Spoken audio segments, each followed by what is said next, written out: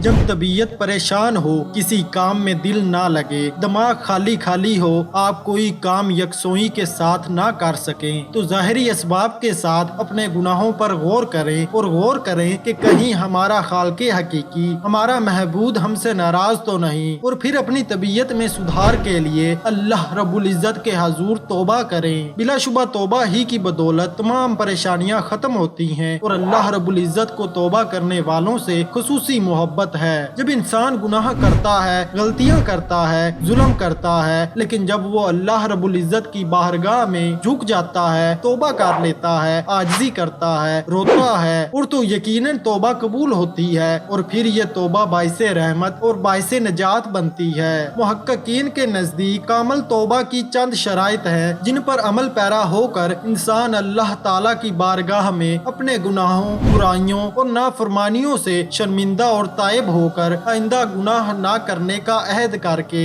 دنیا اور آخرت میں عذاب الہی سے نجات حاصل کر سکتا ہے۔ توبہ کی بنیادی شرط یہ ہے کہ انسان اپنا گناہ، طور طریقے اور برے اعمال پر شدید پشیمانی اور شرمندگی محسوس کرے، جو کہ در حقیقت برے کاموں سے کنارہ کشی کی طرف پہلا قدم ہے۔ ندامت کے صحیح ہونے کی علامات میں دل کا نرم ہو جانا اور کثرت سے آنسو کا جاری ہونا ہے، کیونکہ جب دل کو اللہ تعالیٰ اور اللہ تعالیٰ کے محبوب رسول اللہ صلی اللہ علیہ وآلہ وسلم کی ناراضگی کا احساس جکڑ لے اور بندے پر عذاب الہی کا خوف طاری ہو جائے تو یہ گرہ زاری کرنے والا اور غمزدہ ہو جاتا ہے۔ اس لیے حضور نبی اکرم صلی اللہ علیہ وآلہ وسلم نے ارشاد فرمایا، ندامت ہی توبہ ہے۔ محققین کے نزدیک خالص ندامت ہی توبہ کی اصل ہے، جو کہ خلوص دل سے کوشش کے بغیر ممکن نہیں۔ توبہ کی دوسری شرط ترک گناہ ہے۔ برے فعل پر شرمندگی اور پشیمانی کے احساس کے بعد بندے کے دل میں گناہ ترک کرنے کا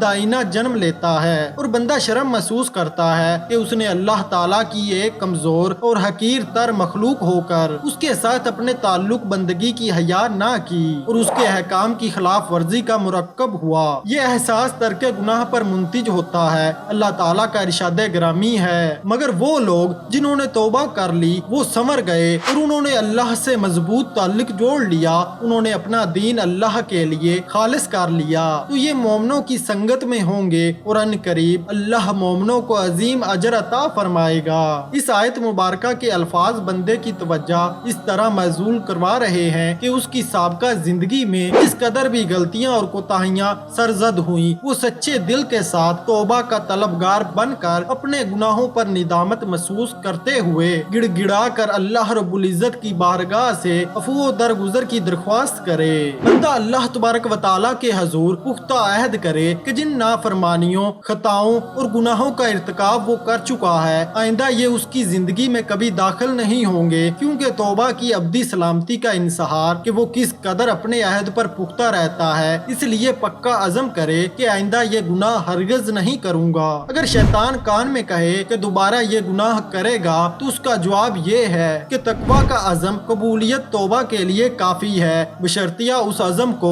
توڑنے کا ارادہ نہ ہو۔ بس توبہ کے وقت اللہ رب العزت پر بھروسہ کر لیا جائے کہ اے اللہ، میں آپ کے بھروسے پر پکا عزم کرتا ہوں کہ آئندہ یہ گناہ نہیں کروں گا۔ اس کے علاوہ حقوق العباد میں سے اگر کسی کے ساتھ ناانصافی یا ظلم کر بیٹھے تو اولادن اس کے حقوق ادا کرے، اور اگر یہ توفیق نہیں پاتا تو پھر اس سے معافی کی درخواست کرے اور اللہ تعالیٰ سے عفو درگزر کے لیے دست بادعا رہے۔ آج بدقسمتی سے مذہبی اور دنیاوی امور کو علیحدہ علیحدہ پلڑوں میں رکھنے کے باطل طریقہ کار نے ہمارے معاشرے میں نیکی کے تصور کو دھندلا دیا ہے۔ ایک ہی وقت لوٹ کسوٹ، ظلم و ناانصافی، حق تلافی اور مفاد پرستی بھی جاری ہے اور عبادت کے ساتھ ساتھ محض لفظی توبہ بھی، جبکہ حقیقت یہ ہے کہ اس منافقانہ طرز عمل کی موجودگی میں ترک گناہ کوئی حقیقت نہیں رکھتا۔ حدیث نبوی صلی اللہ علیہ وآلہ وسلم ہے، گناہ سے باز آئے بغیر توبہ کرنا